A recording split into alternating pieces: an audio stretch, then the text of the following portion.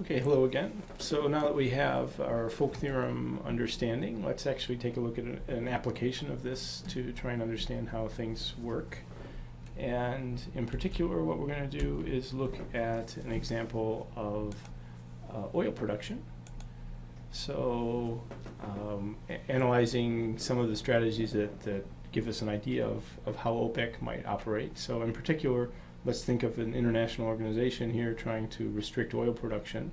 And they're trying to restrict oil production to levels below the sort of natural Cournot-Nash equilibrium levels. So what would people produce if they were left just completely alone, selfishly, each country maximizing its own production and profits? So the idea of the cartel here is we're going to collude on production, we'll make arrangements to drive up the price and profits, and the idea here will be very much like a grim trigger, so we'll threaten to return back to equilibrium if somebody deviates. Okay. So when we understand this, just to understand the production problem, it basically how much oil is produced drives prices. So the more oil that's shipped, the lower the price is. If you start restricting production and produce less oil, then the price rises. Now, the actual world oil market's a fairly complicated one. Countries like Saudi Arabia, Russia, the U.S. are roughly producing on the order of 10 million barrels a day. World production's more than 80 million barrels. There's lots of producers, and it's not as if they're unitary actors. But nonetheless, we can still get some basic insights here. And what we'll do is look at a very stylized version of this in order to get a feeling for it. So in particular, let's look at a very rough version of the world demand for oil. So obviously this is extremely stylized, but it gets sort of the right slope and so forth. So we'll think of price looking like, so here's P now means price. This is the price of oil in dollars per barrel. And it's 300 minus 5 times Q, where Q is going to be of millions of barrels per day. So depending on how many millions of barrels a day are produced, we'll subtract off 5Q from 300 to get the price. Marginal cost of production vary widely, anywhere from 2 to 100 dollars per barrel, and it depends on the location and what kinds of, is it offshore, is it coming out of the ground in an easily accessible area, is it what sort of rock formations is it in, and so forth. But what we'll do is again simplify life just to do some calculations and understand how this works. We'll take $20 as an estimate for cost per barrel. So let's just keep that cost as a marginal cost for each barrel that one of the countries produces. We'll assume they all have the same production cost, $20 a barrel. And again, this is just for our calculations as an example, not to be anywhere an estimate of what's going on in the real world. Okay, and to make our life simple as well, let's take 4 countries and we'll keep them all the same. So they're all identical. They all have the same cost and face the same profits and so forth. So we've simplified life quite a bit.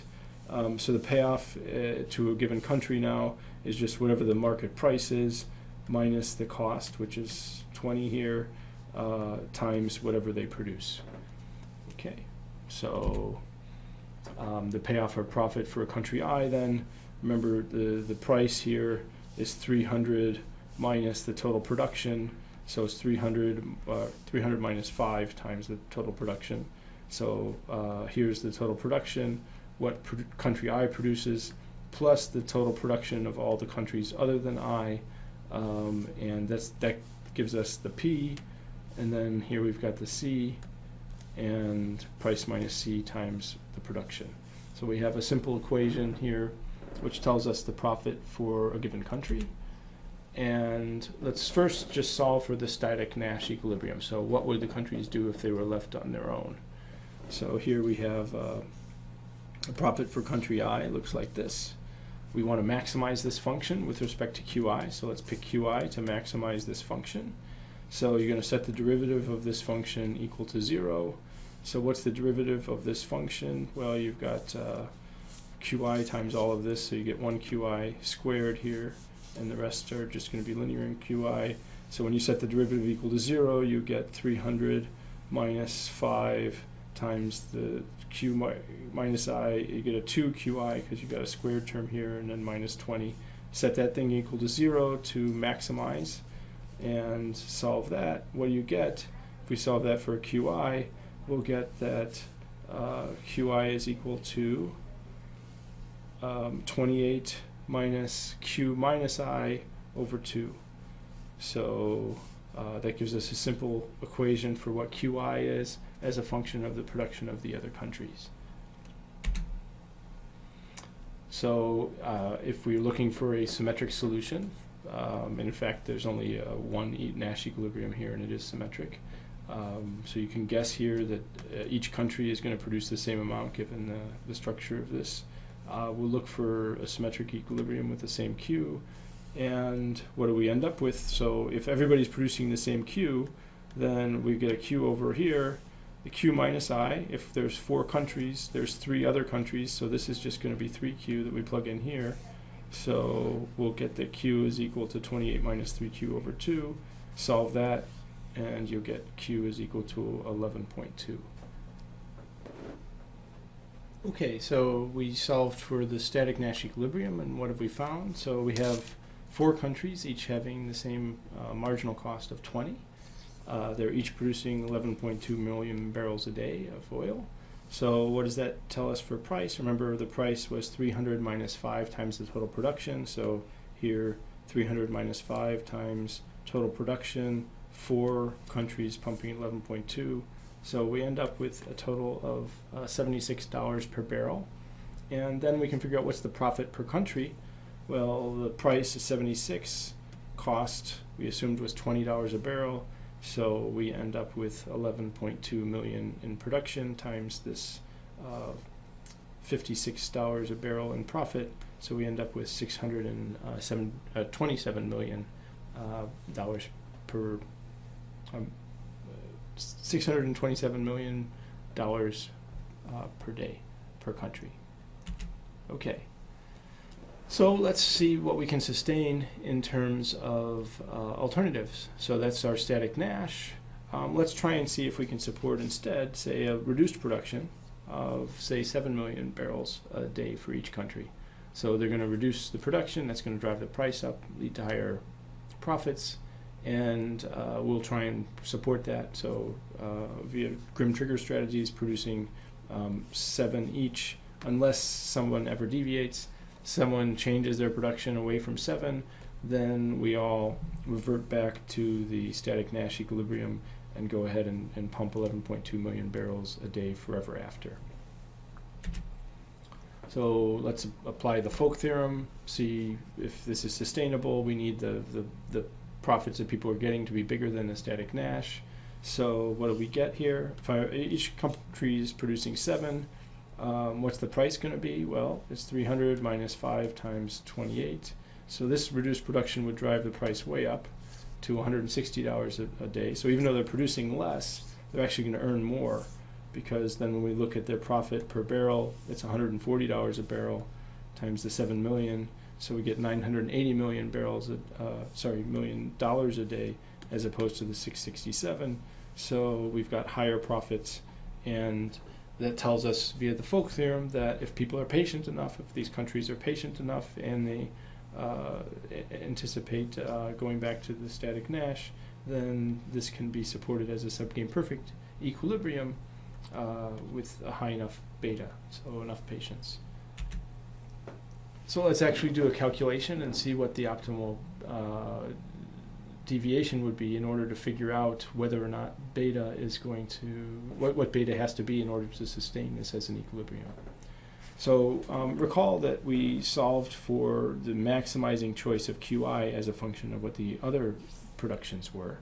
So if a country wants to deviate away from this agreement of 7, they're not going to pump 11.2 million, but they're going to pump whatever the optimal production is, given that, you know, once I've deviated, that eventually we're going to go back to the static Nash, I might as well get as much profit as I can for that given day where I deviate. So if we look at it here, the QI as an optimal best response, it's 28 minus the production of the other countries divided by 2. So here, the production of the other countries is 3 times 7, so it's 21. So the optimal deviation, so if I'm going to deviate against production of 21, my maximizing deviation is 17.5. So what do my profits end up looking like in that? Now we've got price is 300 minus 5. Other countries are abiding by the agreement. I cheat and produce up to 17.5. What does that do? That drives the price down from the 160. Price drops all the way to 107.5. But my profits actually go up because I'm producing a lot more oil at this price. So I end up with profits of about 1.5 billion for that time period where I've cheated and the other people were still abiding by the agreement. Okay, so now let's figure out what beta, how much we have to value the future in order to make sure that we can sustain this as an equilibrium. So if I deviate under the optimal deviation, I'm going to get about 1.5 billion for the day. Then I go back to 667 after that, because then we all go back to the original Nash equilibrium. That happens in perpetuity, so it's times beta over 1 minus beta. If I stick to the equilibrium, I get 980 today, I get 980 forever after. So when you do this calculation, if we want to set these two things equal, when are these two things equal? You can go through the algebra, setting these two things equal to each other. You end up with beta is equal to 0.64 roughly. So as long as people value the future at least 2/3 as much as today, then they're going to be able to sustain this higher price, lower production equilibrium, higher profit equilibrium by threatening to go back to the Nash equilibrium. Just as a check of this, and looking at some oil prices and actual background on what OPEC did, up to 1973 when OPEC really got together and restricted production, prices were roughly $15 to $20 a barrel. These are all in 2008 dollars, so the prices, the nominal prices were actually much lower, but if you adjust for inflation and keep track of everything in 2008 dollars, prices were roughly $15 to $20 a barrel. After OPEC, so after 1973 when they got together and started restricting production, by the mid-70s the price had risen to $50 a barrel, and at the sort of the peak of the early OPEC, the price was nearly $100 a barrel. So they drove the price up fairly steadily by restricting production, and things were quite profitable for some number of years. Eventually, in the mid-1990s through the early 2000s, the price dropped dramatically. So the production of the countries increased. This dropped dramatically, and it went down to about $40 a barrel. The late 2000s to present, it's back up above $75 and even over $100 on occasion. And their profit actually tracks the prices pretty closely.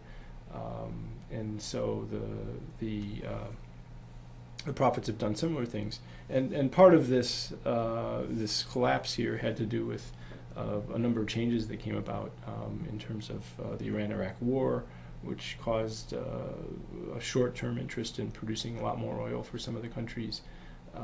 So there were a lot of things that changed over time and led it to become very difficult to sustain the cartel. So understanding when this works, what do you need? You need the future to matter a lot. So you need a high beta. One thing that we're not so explicit about in the analysis here is you need to observe things quickly. So we're solving things as if you could observe every single deviation instantly. It's possible that you don't see a deviation for quite a while, and if the increased production is not detected for a long period of time, a country could end up, for instance, getting to 1531 for many days, not just one day. And the longer that happens, the more attractive it is to deviate. And beyond that, the world's not stationary, so demand and costs are bouncing around constantly. Do we end up coming up with a new agreement every day? How do we change the agreement? How often should we change the agreement? So there's a number of issues. And when you look, say, at OPEC, discount factors were changing over time. So the Iran-Iraq war caused the need for quick cash for some of the countries. It's not a fully symmetric game. It's not a 4-player game. It's a many-player game. What do you do if one country cheats just a little bit and over pumps? So everybody, cheats a little bit on their quota. They start pumping a little more. You have to react somehow. So it's a bit richer and more complicated game than the way we've portrayed it here. But nonetheless, the repeated game analysis gives us some insight here. The grim trigger sort of strategy works for proofs. More generally, you might want more measured responses. So if somebody cheats a little, you punish a little. But the important thing here is that understanding the structure of repeated games gives us insights into how things work and how cooperation might be sustainable, and how repeated interaction is systematically different from one-shot or even finitely repeated situations. So there's some important differences that one begins to understand by using some of the repeated game machinery that we've gone through.